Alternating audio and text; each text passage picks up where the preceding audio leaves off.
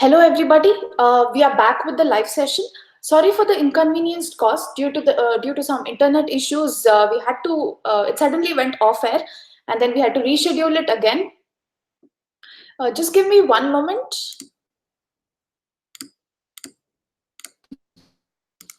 Yeah. So Hi, Sujanya. hi, sir. Hi, Sujanya. Given that you conducted the session already, it went off my mind. This is the Yeah. second part. So I told you that you handle the session, I'll come in between after Yeah. 15 minutes. So Yes. if you have something to tell and then continue, you people finish it, you and Ravi Kiran, and then I'll pitch in once you're done. I'm here only, just pass the control on to me and I'll start. Huh? I'll just brief whatever I had told, and then I'll pass it on to you.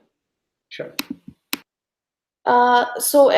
Everybody, we had discussed about DMWiki. I'm just doing this for the sake of completeness, so that those who have not joined in the earlier session will benefit out of this. In the earlier live session, we had spoken about DMWiki, activities conducted over there. We spoke about how all of you have edited massively on Supernote section, discussed, post your questions on the discussion threads, and also gave assignment solutions. I also addressed your catalog number section, and then we spoke about internships and NPTEL exams. So that's pretty much hi, Kiran there. Hello. Okay, so if anybody has any questions, you can post it on the chat box here, and then we can answer your questions. So you can continue now.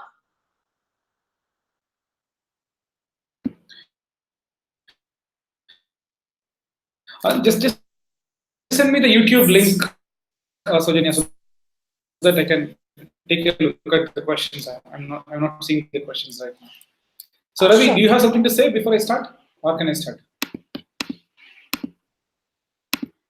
Okay, so let me start. So then, you send me the link, and maybe I'll start off. Okay, so hi people. I hope you are enjoying the course. You have enjoyed the course so far. End of the semester and the 12-week. And we expect that you would have appreciated the idea of discrete mathematics and its importance in computer science, right? Okay, so in the course, discrete math is mainly used as a tool to understand algorithmic development in computer science. So sometimes you may have to count and then understand the complexity of your algorithm, and it helps to know a few techniques for the same, right? For example, something as simple as catalog numbers, which Sujanya again explained this morning, is used in many works of computer science, right? The notion of principle of inclusion exclusion, the idea of counting the number of brackets for catalog numbers, counting the number of steps in that your graph algorithm takes, all of them involves some non-trivial discrete math application. So once you finish discrete mathematics, you'll have the maturity to apply that anywhere. And also, more importantly, what you must consider in discrete math is this idea of mathematical induction and recurrence relations. And these two put together helps you in one form of a programming technique called dynamic programming, which is actually something to do with induction and recurrence relations. So if you know how to solve a problem up to n-1th level, using that, if you can solve at the nth level, then you're in for a surprise that the problem becomes smaller and smaller, and once you solve the smaller chunks, it sort of builds up and then gets solved at the higher end. So this is a very important technique. It comes with practice. You may have to observe these three things and at the same time parallelly keep induction in mind, have some wisdom for what is induction, understand recurrence relations. A good example to stay with is Fibonacci sequences. That's the simplest form of recurrence relation. And then finally you have dynamic programming, right? So keep these three things together and then try staring at them. With time you will gain the right maturity. Okay, yeah. So in general, the notion of graphs in let's say connected entities of let's say the nodes can be people or nodes can be connected computers and things like that.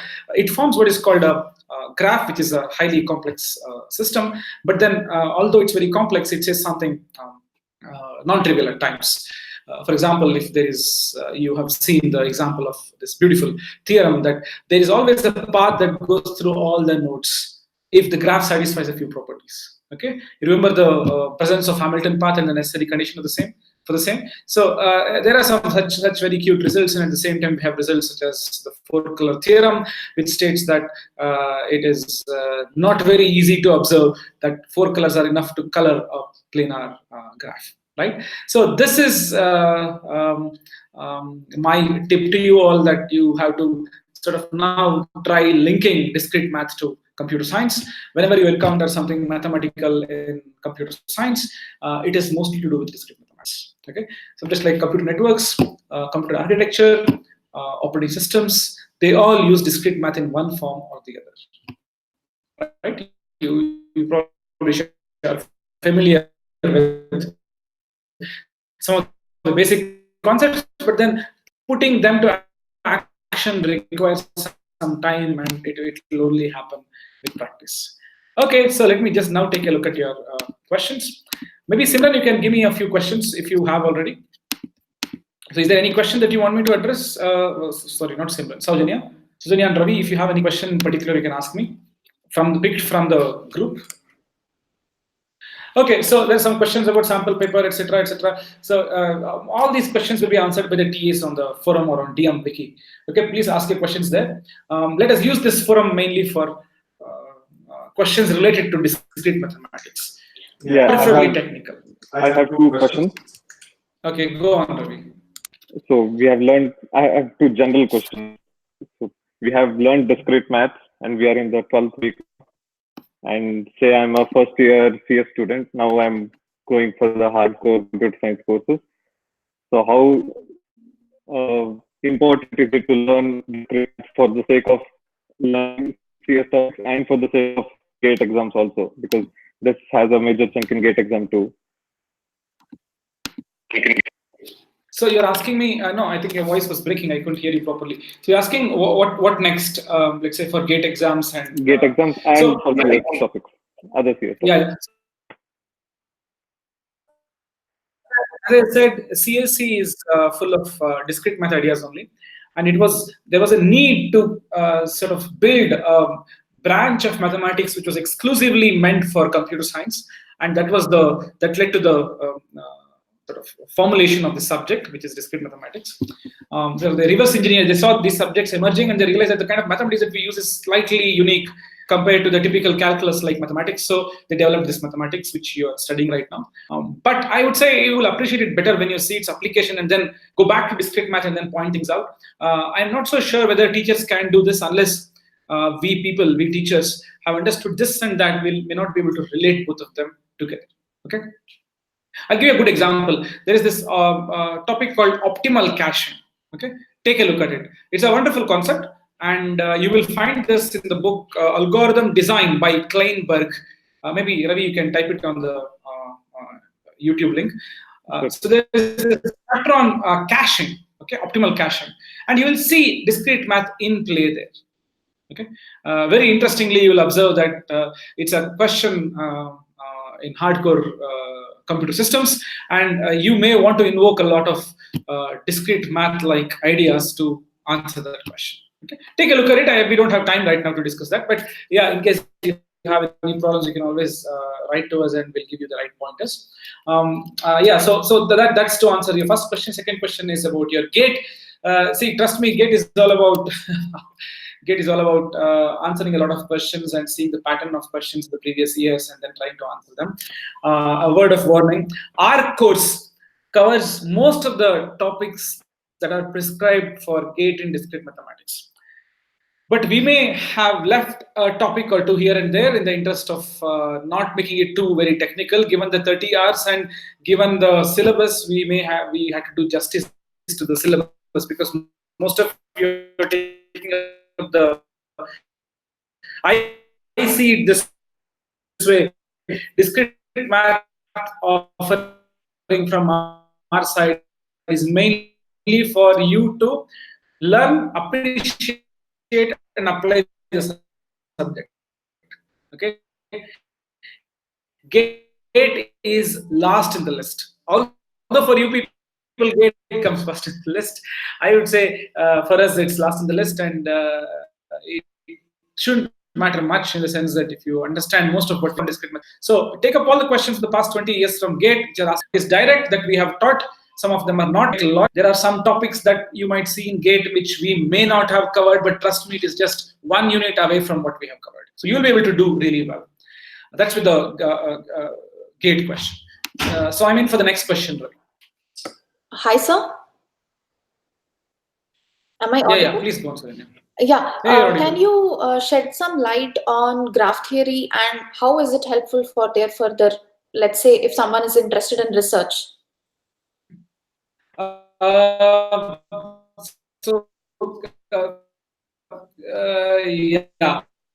that's an interesting question. So, which is a nice question to ask, quick question to ask, but tough to answer. So anyone who's interested in research in graph theory can probably take a look at, we covered coloring, right? So once you understand what is coloring, you can, in fact, just give me 1 minute, Sajid. Just give me 1 Sure, second. sir.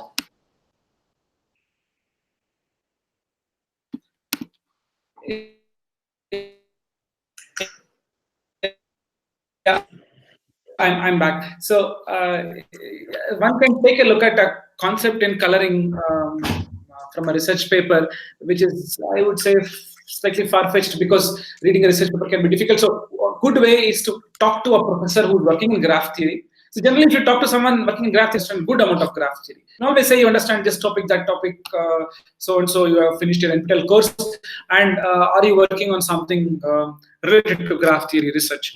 And the professor will be able to talk to you, and immediately the conversation will be on, and you can understand. Okay, that seems to be a foolproof way of getting into research in graph theory.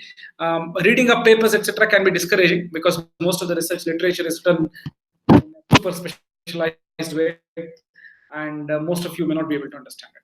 Okay, so it's good to talk to an expert, and talking to an expert requires that you understand the subject. Otherwise, no expert will entertain you to come and talk to him or her, right? So you can always claim that you have finished the subject and you understand a good amount of graph theory, right? Yeah. Next question. Now, by the way, so I'm using this mode of discussion where I'm asking my TAs to ask me questions. You must be wondering, why are TAs asking the instructor the questions? They already know each other. The point is they're representing your questions that you're asking on the group. The scrolling is too quick, and I'm unable to filter out the important questions from the not so important ones. So they're helping me out. So it's not the questions that they're asking. They're asking your questions representing you to me. Go on, Ravi sir.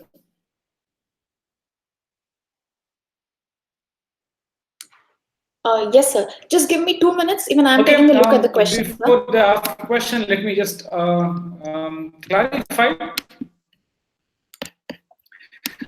There are several questions about assignment, exams, and things like that. No problem. No problem. I'll continue. So a lot of questions about. So let me talk. Let me a sentence or two about it. So assignments you all have done, and any mistake in the assignments have been rectified. You are notified. No announcement. See, despite our best efforts to ensure that there are no errors in the assignments, some errors, oversight, it comes as an error. You people point that out to us, and we rectify it. So there's a problem there.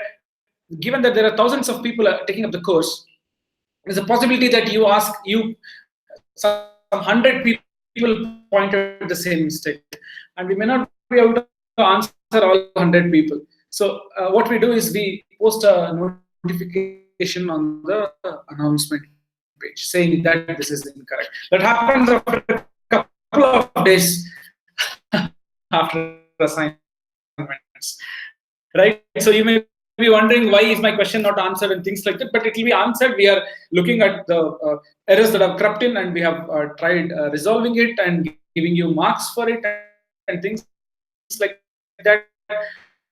Just that it will take some time.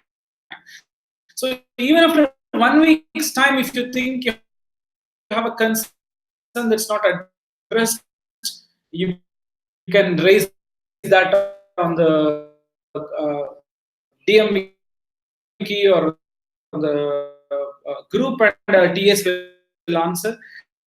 If a TS for some reason your answer to the TS, right, but it was given as wrong, can you please rectify? But don't until we get some time and then get back to you. Okay. Assignment, as with the examination, if you prepare well for hard with your assignment, I don't think exam is any harder, because questions are on the lines of assignment. Although you will not see the same questions, but if you solve assignment questions, you should be able to solve roughly 30% to 50% of our exam questions without any difficulty. The other part may not go on the lines of your assignments. We cannot guarantee that, but most of it, where I cannot do, and it's a test for your learning, and don't try to sort of reverse engineer and then read up stuff for exam's sake only. Okay, subject is very interesting, very beautiful. Enjoy the subject. And automatically, I'm sure you will do well in your exams. Yeah, I'll take your questions now, Sorini. Yes, sir. So some people have asked about logic, like negation and techniques and all that. I'm not very sure of the exact question. They have just written negation of the statement and things like that. So okay, so no, if the question is incorrect, maybe we can ask them to. Question is incomplete, maybe we can ask them to ask the question once again. That's the max we can do. So see, logic is basically a very straightforward subject that doesn't require, I would say, I mean, it's not a complicated topic, let's say like graph theory. At least the syllabus that's covered, the syllabus that you have in discrete mathematics is straightforward one. What you should be able to do is to try to see its application in proof techniques. Okay, when you prove something, there is a logical flow of thoughts involved there. You must be able to see logic there. That's pretty much it. Okay, so let me pick some questions here. How many questions will be asked in examination? A few questions, so we don't have to reveal the numbers, JKS. But be assured you will have enough time. We have crafted the question paper so that you have enough time. Okay. Okay. Let me just take other questions here. Thank you. So okay. Sir, can I interrupt you for a minute? Yeah, sure. They have asked for particular topics which they can continue after studying the topics which we have covered in discrete math itself. They're asking you to refer some advanced topics. Okay, I'll do that. It's a good question. So I'll get back. I was just scrolling a couple of points here, which was good. So assignment-related doubts I have clarified. They're all addressed. If any assignment doubt is not addressed, please write to the TAs. If they don't respond, write to me with the CC to TAs. So if you follow this protocol only, you will get a reply. Otherwise, it gets very difficult for us to reply back. And please keep a CC always on the discussion group. Okay. Yeah. There's a compliment due saying that the slides are nice, etc., etc. Way of teaching is good. Amazing. I hope we have helped you understand discrete math well. In fact, a lot of effort has gone into making the slides. Teaching is for 1 hour. Preparation for that roughly is for 1 or 2 hours, but then making an NPTEL course in this style with slides going behind, I think my TAs should get all the credit. They made all the slides and animations. It takes roughly 10 folds the time, or maybe even more than what it takes for a typical classroom session. Okay, yeah, that's right. Santosh, thank you very much. Yeah, audio is not clear. I believe now it is. Initially, it was not clear. Let me know if it's not clear even now. Correct evaluations, etc. Subramaniam, I think I addressed that. Your way of teaching is colorful. Thank you, Santosh. Thank you very much. I did the juice. Okay. Okay, fine. So now I'll address Saujanya question. Saujanya, the question you asked is, I mean, of course, you represented someone else there. So what you should do after this is, there are several nice books on discrete mathematics. Okay. Maybe Saujanya, you should create a bibliography of these books on our DM wiki. Okay. One such book is called Concrete Mathematics by Donald Knuth and 2 other authors. Okay, et al. It's a very advanced book and is very good for people who are hungry for more topics. Okay, and a good subject to take up after discrete mathematics is actually cryptography, which involves direct applications of whatever you have studied, and also coding theory. Okay, with some probability background, you'll be able to do very well with coding theory like subject. Yeah, so that's pretty much it. Whatever advanced topic that you would like to study, I think most of computer science is based on applications of discrete mathematics. Okay, not discrete math. No, is not the be all end of all. It starts from there, and you will try to see, as I told you, some walks of your computer science syllabus will have quantitative questions which involves discrete mathematics. You will mostly not see calculus-like applications, although there will be here and there calculus-like applications too. You will have some integration, differentiation coming here very rarely in your computer science subjects, but then very frequently you will see a recurrence relation that you may want to solve, or let's say counting that you may have to do, right? There only discrete math comes to your rescue, right? Yeah, perfect. So I'll take the next question if you have any, Sojini. I think that is pretty much it. They're asking about internship, which I had already mentioned, but then I'll brief about internship for 1 or 2 minutes more at the end, at the fag end. Okay. So good, then let me conclude and you guys can carry on. It was wonderful for us to offer the course. Very unfortunately, we couldn't do some live sessions this time, but then rest assured we'll have more. I would like to have one live session, maybe Sojan, you can make a note of it, after the end of the semester, with a few people who are genuinely interested with the topics that we covered, without much emphasis on exam certificates, etc. I would like to have a discussion with them and then tell them more about where they can go after reading this book. So see, we all have limited knowledge, and with the best of what I know, I can probably route you towards a couple of nice books, literature, topics based on discrete mathematics. For example, one thing that's very close to my heart in discrete math is the discrete math of the Rubik's Cube, the discrete math of chess. Okay, especially Rubik's Cube is very interesting. Okay, there's something called the God's number, which was recently observed. I'll not go into the details. You can take a look at it. Back in 2013, I believe, 2013, 2014, they observed that any Rubik's Cube can be quickly solved. Okay, there's an easy solution for a Rubik's Cube, but we don't know how to solve it with so many steps. Okay, there's something called the God's number, which is in roughly around plus or minus something. I may be making an error here, but around 20 steps, you can solve any Rubik's Cube. 20 moves and the Rubik's Cube is solved. And the accompanying discrete math is very deep. Okay, so you can take a look at it, and you can even write to me if you are interested. Maybe we can have a hangout session like this after your exams. Okay, so fun talking to you all. Take care. Please stay in touch. I expect that you people stay in touch with me even after the completion of the course. So we will have our DM wiki running. You are welcome to stay there, and we will post announcements and notifications. Thank you all very much. Have a nice time. Bye-bye.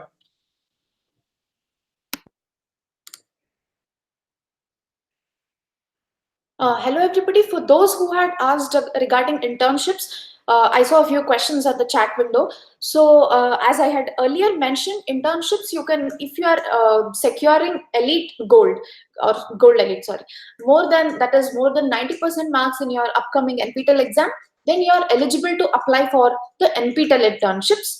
It is funded by NPTEL, and there are different durations for it: 4-week course, 6-week course, and 8-week course as well. So you can apply through that. Along with sir, we will be shortlisting your applications, and then we will notify you if you are selected for the same. So that is with regard to the internships. So we'll be ending the session now. Thanks a lot for taking up the course. All the best for your exam. Thank you.